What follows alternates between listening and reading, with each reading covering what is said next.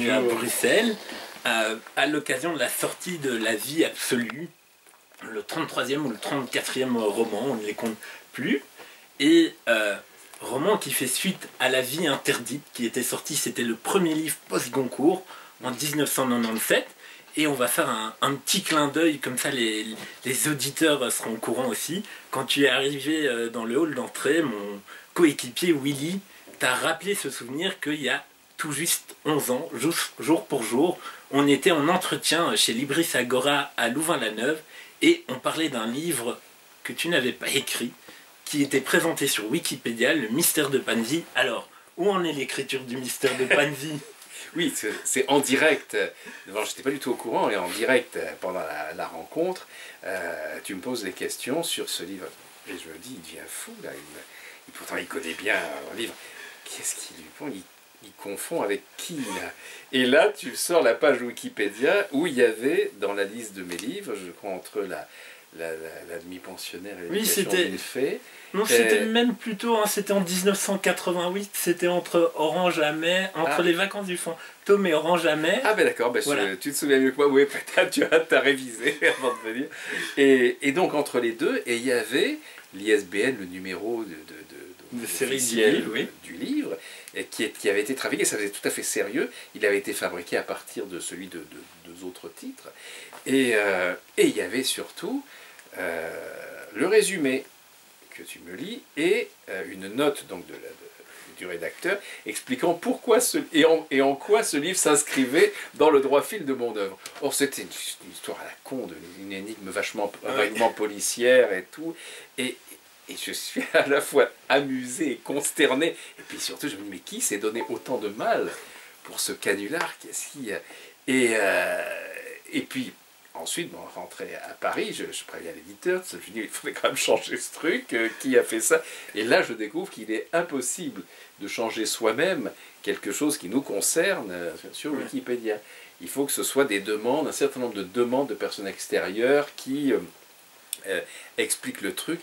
Et franchement, donc je lance des pistes comme ça, les gens me disent on va le faire, et puis ça ne bougeait pas, jusqu'au jour où je suis invité à Europe 1, une émission qui s'appelait à l'époque, je ne sais plus quoi, autour du web, et où là, donc fait par un spécialiste, et je raconte cette histoire. Et je lui dis, donc il est impossible de le changer. Et à la sortie, donc, il me dit, bon, je vais m'en occuper. Et en fait, ça a disparu 3 jours après, je ne sais pas comment, mais il s'en était occupé. Donc oui, comme si je ne publiais pas assez, on m'en avait créé à nouveau. Voilà. Alors, Bruxelles, qui très tôt va arriver dans ton existence, ou du moins la Belgique, puisque pour rappeler, tu as 7-8 ans, tu commences à vouloir apprendre le flamand avec un dictionnaire français-flamand. Et puis, oui, parce que je grandissais à Nice avec un nom imprononçable pour eux. Qui veut dire chou vert en plus. Qui m'appelait Kaolé verte, ce qui veut dire chou vert. Donc, dans ce cas-là, ou bien on essaie de faire couleur locale et de se déguiser, ou alors on cultive justement la chose qu'on vous reproche ou qu'on tourne en ridicule. Donc j'ai cultivé ma belgitude et je me suis mis à apprendre le flamand, à apprendre et à chanter Maric de Brel, avec la partie flamande, Zonderlief, de Warmelief, White, the Wind, the Storm Wind. Et là, évidemment, du coup, on croyait que je disais n'importe quoi, puis je compris que c'était vrai. Et puis j'avais trouvé un petit dictionnaire chez un libraire, les dictionnaires d'Illiput, les tout petits dictionnaires de Larousse, qui était un français flamand. Sauf que c'était une édition de 1910, où on disait cocher, menez-moi à la gare, tout ça. Donc, évidemment, ça ne m'a pas été d'une grande utilité quand je suis venu. Les phrases usuelles étaient quand je suis venu en Belgique et en Flandre. Mais bon, je rêvais beaucoup sur la famille flamande, parce que mon père était arrivé très tôt quand il était gamin à Nice, mais sa mère avait apporté tous les papiers de famille, l'arbre généalogique, tout ça. Et puis il y avait des zozos invraisemblables dans ma famille. Il y avait beaucoup de missionnaires, dont un qui avait eu un doigt boulotté en Amazonie en donnant la communion, quoi. Et la fringale eucharistique fait que, en mangeant le style, elle mangeait le doigt. Et la scène est dans Poisson d'amour, hein, dès ton second roman en 1982. Et après, ça continue, hein. Je pense notamment à des romans comme Cheyenne, où là, quasiment une très grosse partie du livre se passe à Anvers. Il y a des films, dont notamment J'ai perdu Albert, qui ont été tournés ici à Bruxelles, à Brupark avant sa démolition. Quel est vraiment encore ton rapport aujourd'hui, tant personnel que professionnel à ce pays et à cette ville? Et aussi, je dis justement, parce que je disais, cette Belgique m'a fait rêver à distance, je m'y suis projeté et je me suis retrouvé, notamment quand j'ai découvert Bruges, dans un lieu, ça m'est jamais arrivé aussi, j'ai vraiment l'impression d'avoir déjà existé. Et que l'air m'était terriblement familier, que tout était, les gens, les intérieurs. Donc il y a vraiment quelque chose en moi de très profond qui vibre sur ces racines-là et sur l'état d'esprit, ce mélange de rigueur et de fantaisie qui va jusqu'au surréalisme, de ce courant qui va de Magritte et Delvaux jusqu'à Poulvord en passant par De Vaux. Et je suis très, très proche de ce travail rigoureux, l'humour, de ce sérieux qu'il y a dans la fantaisie. Et beaucoup plus que d'une faconde méridionale dans laquelle j'ai grandi, quoi. Donc c'est vraiment des racines que j'ai plantées via le rêve, quoi, dans ce sol à distance, et que j'ai reconnu quand je l'ai découvert, et quand notamment, c'est grâce à mes livres que mon père a retrouvé la famille belge dont les circonstances l'avaient coupé. Donc il y a une recollection comme ça de mes deux racines, là, qui a rendu mon père très heureux en plus, et qui a permis des rencontres, voilà, de retrouver cette famille. Et donc voilà, ce rapport fait que très souvent la Belgique est présente dans mes livres, et les Belges, l'âme belge, et particulièrement chez les femmes. Il y a beaucoup de mes héroïnes en sont. Oui, donc Karine dans Corps étranger. Voilà, Corps étranger est celui où la Belgique est le plus présent, notamment Bruges et cette brugeoise. Il y a cette scène où Bruges devient presque un personnage en soi, avec toute cette ville reconstituée en chocolat dans la vitrine du chocolatier, face à l'hôtel qui a brûlé, qui était l'hôtel des parents de Karine. Alors on va passer de Bruxelles à Aix-en-Provence, on va passer de Karen à Morgane, et on va quand même rester dans... Aix-en-Provence, Aix-les-Bains. Aix-les-Bains. Et on va rester dans l'univers de la famille, puisque dans ton nouveau livre, on est donc 25 ans après la mort de ce quincaillier qu'est Jacques Lormeau, et il se retrouve autour de la sépulture de Jacques Lormeau, parce que, coup du destin ou coup du buzz, voilà-t-il pas qu'une jeune femme, Morgane, apprend au moment, juste avant que sa maman ne se suicide, qu'elle est en fait la fille du quincaillier, enfin qu'elle serait la fille du quincaillier, et donc il y a deux mondes d'exhumation. C'est ce que lui dit sa mère. Et pourquoi sa mère lui dit ça? Parce que le père de Morgane vient d'être arrêté, c'est à la une des journaux. C'est un anesthésiste réputé dont on vient de découvrir qu'il avait violé des dizaines de fillettes en sortie de bloc opératoire, donc la découverte d'un monstre. Et évidemment on pense aux victimes, mais on pense plus rarement au choc, aux dommages collatéraux dans la famille, notamment cette fille, cauchemar absolu, qui se dit j'ai les gènes de ce monstre. Et là sa mère lui dit non, rassure-toi, tu n'es pas sa fille, tu es la fille de mon ami d'enfance, le gentil quincaillier Jacques Lormeau, qui est mort il y a 25 ans et qui un soir m'a consolé. Et voilà, tu n'es pas une enfant de l'amour, c'est encore plus beau, tu es une enfant de l'amitié. Et elle dit ça, elle sauve sa fille en disant ça, tout à coup, qui se dit, ok, non seulement je peux tirer un trait complet avec cet homme qui m'a élevé, mais dont je n'ai rien génétiquement, et puis je vais découvrir qui est mon père. Et là, sa mère, le soir même, se jette sous le train du soir, parce qu'elle ne peut pas survivre à ce drame-là, de ne pas avoir découvert qui était l'homme avec qui elle vivait. Et puis elle sait surtout qu'elle ne pourra pas tenir longtemps ce mensonge, car c'est un mensonge thérapeutique, un mensonge d'amour. Et l'esprit de Jacques se retrouve au cimetière devant sa tombe au moment de l'exhumation, exhumation qui est demandée non pas par cette jeune femme, cette jeune étudiante, mais par la grand-mère de Morgane. La vieille Dumoncel, pâtissière. On est, et c'est les ennemis de la famille du quincaillier. La quincaillerie Lormeau et la pâtisserie de Dumoncel, qui étaient voisins, c'était les deux établissements emblématiques, sauf que la pâtisserie a fait de mauvaises affaires et tout à cause de Jeanne-Marie, cette espèce de monstre de prétention. Comme je dis, c'est un rouleau à pâtisserie qui a laminé tous les vivants sur son passage, y compris ses enfants. Et un jour, la quincaillerie, la pâtisserie est mise en règlement judiciaire, et la quincaillerie rachète et transforme la pâtisserie en espace tondeuse. Donc la haine de cette vieille pâtissière, c'est elle, qui lorsqu'elle apprend ça, va faire la demande d'exhumation pour recherche de paternité, et déclencher ce que l'esprit de Jacques sait être l'horreur, puisque c'est lui qui n'a jamais eu de relation intime entre la mère de Morgane et lui. Et donc cet espoir génial que la mère de Morgane a réveillé en elle, eh ben, elle va être démentie par le comparatif ADN et va renforcer le drame, le traumatisme. Sauf que ce mensonge d'amour, au début, va être relayé et sauvé par des mensonges de secours qui proviendront de Fabienne, la veuve de Jacques, et de son fils. Tous deux tellement émus par la détresse et l'espoir de cette fille qu'ils vont chacun à sa manière interférer pour donner raison à ce mensonge. Et le fils de Jacques, qui est un spécialiste en informatique, un grand hacker, va détourner le rapport du laboratoire envoyé au juge des affaires familiales, le modifier et se créer ainsi une demi-sœur. Et les problèmes commencent.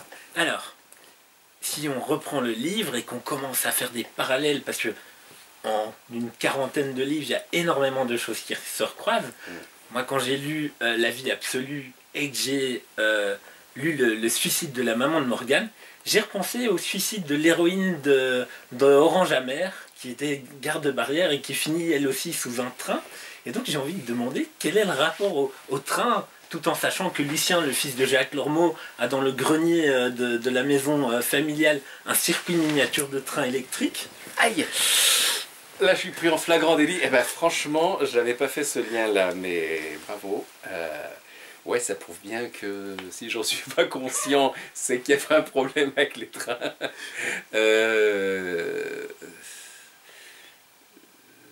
Tu as eu un train électrique. Et il y avait aussi, oui, c'est la scène que je raconte, le grenier dans lequel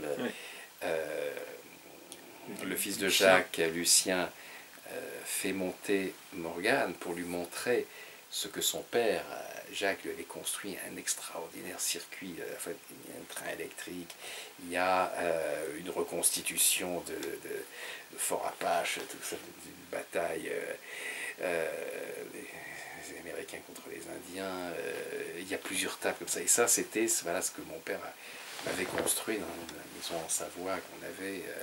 Donc ce décor-là est très très très chargé pour moi.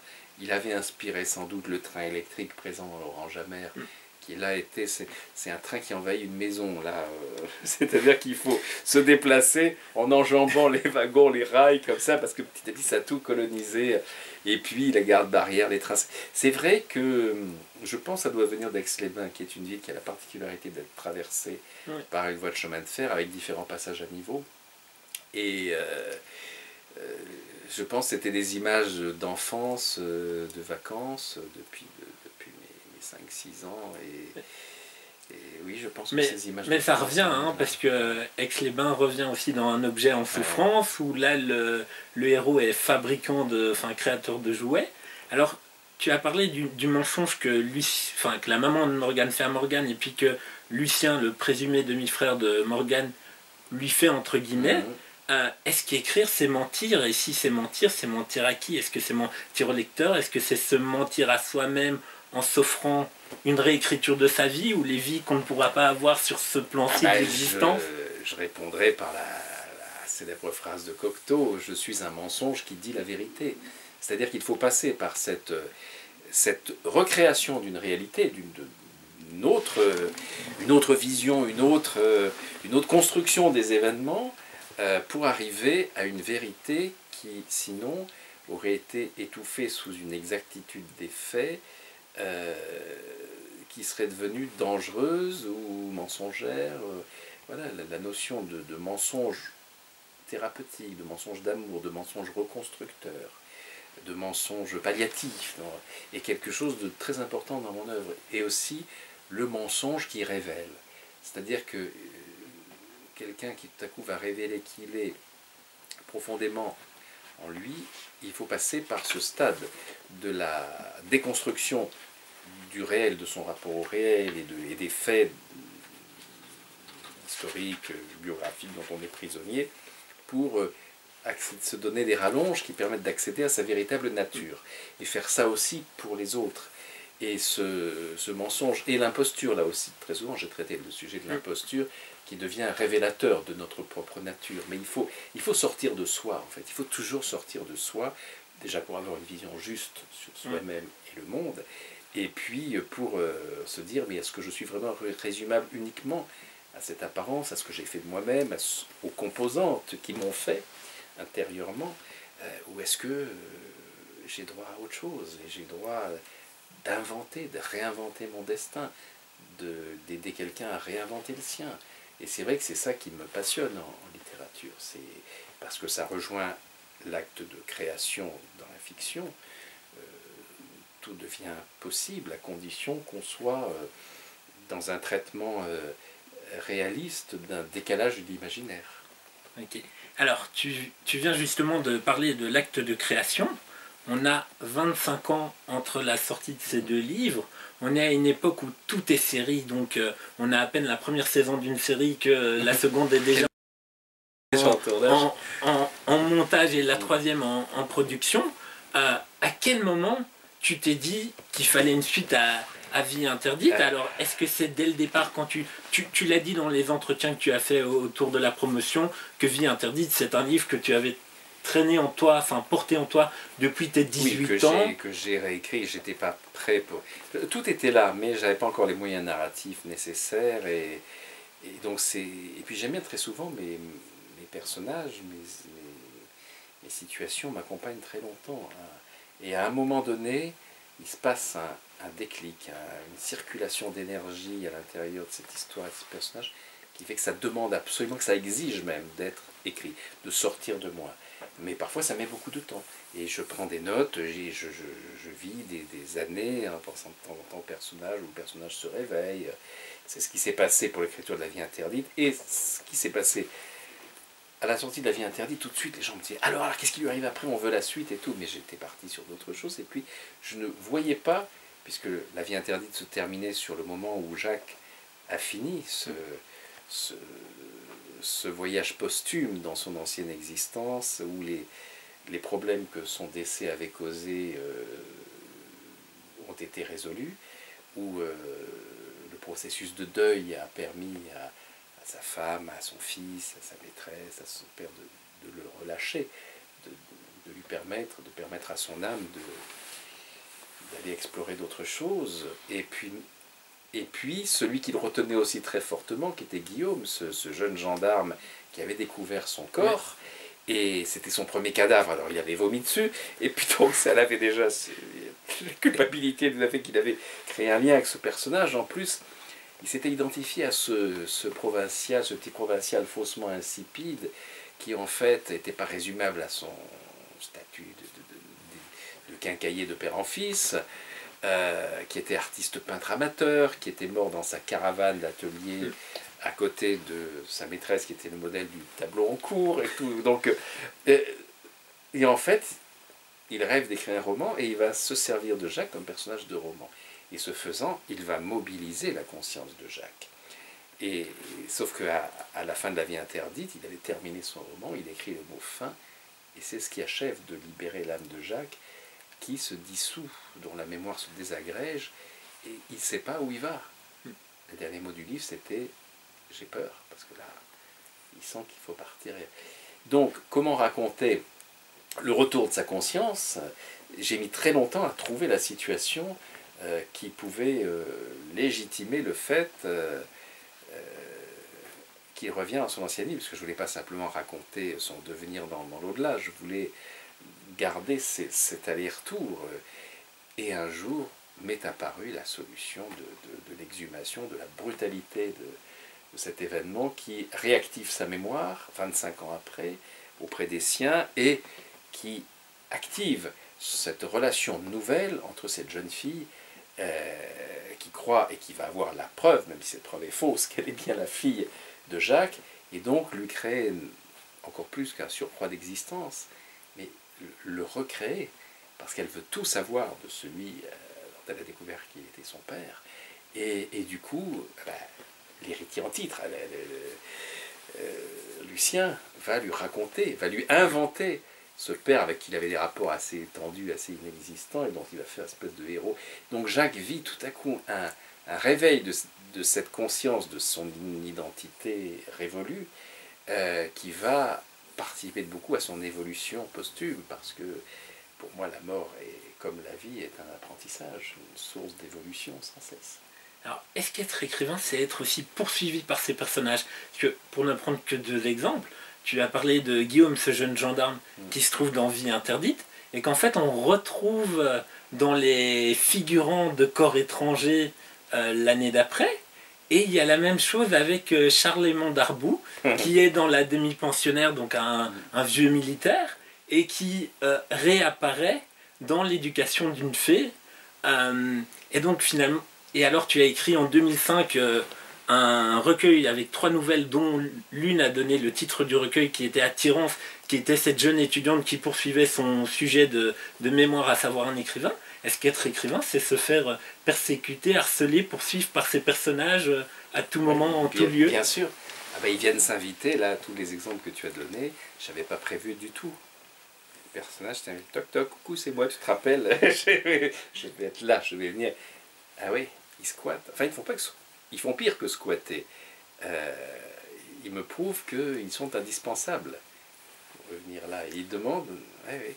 C'est assez passionnant, parce que là, tout à coup, ce sont des créatures, parfois, dans les matériaux de construction, j'ai mis des souvenirs de certaines personnes, où j'emprunte. Parfois, c'est de l'imaginaire pur.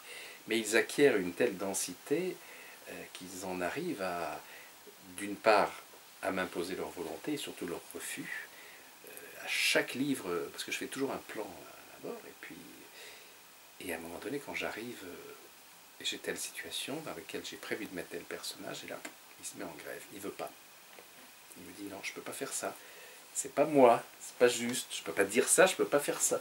Et parfois, et j'ai vraiment une grève dure là. J'essaie de contourner, mais ça ne marche pas. Et je me rends compte que le personnage a raison, et je suis obligé de trouver autre chose. Et ce qui me pose vraiment des problèmes, et en même temps, donc je suis très embêté, et en même temps, je suis très exalté par le fait que j'ai construit un personnage de fiction pure, à laquelle j'ai donné une telle densité qu'il en arrive à être autonome et à m'imposer sa volonté, comme Pinocchio, le petit pantin de bois qui devient un vrai petit garçon et qui dit non. Donc ça, c'est à la fois parfois très très emmerdant et puis très jubilatoire. Et en effet, même quand je crois en avoir fini avec le personnage, une fois ce livre terminé, il va revenir dans un autre. Il y a encore d'autres, ça me remémore d'autres exemples de personnages que j'attendais pas du tout et qui sont revenus. Alors il y a le romancier, il y a l'auteur de pièces de théâtre, il y a l'auteur de comédie musicale, puisqu'il y a eu le Passe-Muraille de Marcel Aimé avec Michel Legrand. Michel Legrand, voilà. Est-ce que c'est un besoin d'aller... il y a des livres documentaires, dont sur le Chaucer Weston. Est-ce que c'est un besoin d'aller, entre guillemets, s'éparpiller ou explorer d'autres domaines que de simplement se faire enfermer dans la case romancier Non, c'est tout ce qui m'intéresse. En fait, lorsque la réalité me raconte des histoires que j'aurais pu inventer, j'ai envie de les partager. Et quand j'écris le dictionnaire de l'impossible, de l'impossible, ce sont tous des événements réels, tellement extraordinaires que j'ai l'impression de me retrouver à manier de l'imaginaire. Or, ce sont des réalités souvent occultées, mal connues, que j'ai envie de partager comme je partage mes créatures de fiction, mes situations de fiction. Parce que, en fait, c'est la même histoire. C'est-à-dire que la réalité et la nature ont parfois une telle imagination qu'elle crée des situations parfois tellement incroyables qu'en fiction ça passerait pas. On se dirait, ah, c'est trop gros, mais la vie ne s'embarrasse pas, la réalité ne s'embarrasse pas de la vraisemblance avec laquelle doit composer un romancier. Elle n'a rien à foutre d'être caricatural dans les synchronicités, les coïncidences. Donc ça, c'est des moments voilà, que j'ai une grande gourmandise à partager aussi. Alors, et puis le reste, ça, la seule différence, c'est l'écriture, que ce soit dans les romans ou dans les essais, qui est une solitude complète du début à la fin. Et puis le travail d'équipe, que ce soit au cinéma, en comédie musicale et au théâtre. C'est le pari de la complémentarité des talents avec des comédiens, des techniciens. Mais en fait, j'ai toujours fait ça dans ma vie. En même temps que j'ai commencé à écrire à 8 ans, j'ai commencé à faire du théâtre amateur.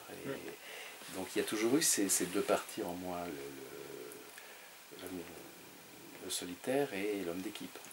Alors, pour ceux qui ne connaissent pas ton parcours, tu viens d'ailleurs de le dire, tu as commencé à écrire à 8 ans, et puis il a fallu 14 ans à peu près avant d'être publié. Et puis, on en est à peu près à 41 années de publication, puisque le premier roman, c'était 20 ans et des poussières en 1982 au Seuil. Qu'est-ce qui fait encore qu'aujourd'hui, tu continues à écrire? Et est-ce que tu pourrais envisager, tels certains chanteurs qui disent « je quitte la scène, je ne ferai plus de disques, je ne ferai plus rien », est-ce qu'on peut imaginer qu'à un moment, tu puisses arrêter parce que tu n'aurais plus le feu sacré, ou simplement te satisfaire, te dire j'ai écrit tous les livres que je voulais écrire? Est-ce qu'il y a un plan? Je te répondais par la phrase de Jean Cocteau, quand je serai mort, je me retirerai. Fortune faite. Non, arrêter d'écrire, c'est voilà, ça ne pourrait être que moi je vois pas ce qui pourrait m'arrêter par la mort. La panne d'idées si jamais non, parce que ça, ou alors bon, un accident qui serait bon, du style AVC ou tout ça, qui ferait que tout à coup, bon, mais alors à ce moment-là, pourquoi que on a bien vu Jean-Dominique Bauby avec le scaphandre de papier. Voilà, c'est-à-dire quand tout à coup on n'a plus qu'une paupière qui bouge, ben, on arrive à s'exprimer quand on a besoin de s'exprimer. J'ose espérer qu'il ne m'arrivera pas ces situations extrêmes, mais tel que je suis fait, jusqu'au bout, j'essaie de m'exprimer. Même si je perdais un organe essentiel à l'écriture, je ne m'imagine pas arrêter, parce que j'ai jamais eu cette fameuse angoisse de la page blanche dont on nous rebat les oreilles tout le temps. J'ai l'angoisse de la page noire, c'est-à-dire trop de choses viennent et ne sont pas bonnes et demandent à être barrées. C'est ça, mais on est aujourd'hui un peu dans une époque de culte de l'impuissance créatrice. Les gens écrivent des livres sur leur impuissance à créer. Bon, ça peut attirer créer de beaux accents intéressants, mais je veux dire, par moments, des gens qui se plaignent d'être en panne, tout ça, des vous faites autre chose. J'ai du mal à concevoir que une vraie fibre créatrice puisse s'arrêter. Il y a des moments où on cale sur un livre, ça m'est arrivé plein de fois, mais alors on passe sur autre chose, on passe... parce que fondamentalement, c'est comme l'écriture, c'est un entraînement au sport ou à la musique. Un musicien n'arrêtera jamais de faire des gammes, un sportif n'arrêtera jamais de s'entraîner. L'écrivain a la chance de pouvoir... Il n'y a pas d'âge limite comme pour les footballeurs ou les tennismen, où à un moment donné, ça devient juste pathétique parce que le corps ne suit plus et il faut arrêter en pleine gloire. Bon, là, sauf un écrivain qui perdrait ses facultés cérébrales, mais sinon, c'est une question de travail. Et puis, tu parlais de feu sacré, mais feu, qu'il soit sacré ou non, c'est cet état de combustion nécessaire. Et surtout, l'écriture, pour moi, c'est une respiration. Comme les arbres absorbent le gaz carbonique pour transformer en oxygène, j'ai ce besoin vital pour moi, pour respirer mieux, et pour essayer de rendre l'air ambiant plus respirable pour mes contemporains. C'est pour ça que j'écris. Et je sais que quand j'écris, je suis beaucoup plus en forme et beaucoup plus disponible pour les les autres que lorsque je n'écris pas. Okay. Alors cet entretien nous emmène un peu dans tous les sens. Je vais encore te poser 3 questions. On va faire un retour en arrière sur une question dans un magazine, ça devait être au début des années 2000. On t'avait posé la question « Comment et à quel âge souhaiterais-tu mourir ?» Te souviens-tu de ta réponse? Non, mais est-ce que, ce que je dirais aujourd'hui, oui, c'est surtout si je suis... vu tout ce que j'ai...